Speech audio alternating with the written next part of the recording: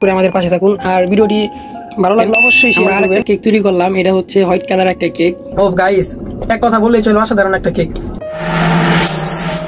Hello guys, আসসালামু আলাইকুম। আশা করি আপনারা সকলে অনেক অনেক বেশি ভালো আছেন। বরাবরের মতন আজকে আবার একটি নতুন ভিডিও নিয়ে আসলাম আপনাদের মাঝে। দেখেন, আমরা আরেকটা কেক তৈরি করলাম, এটা হচ্ছে হোয়াইট কালার একটা কেক।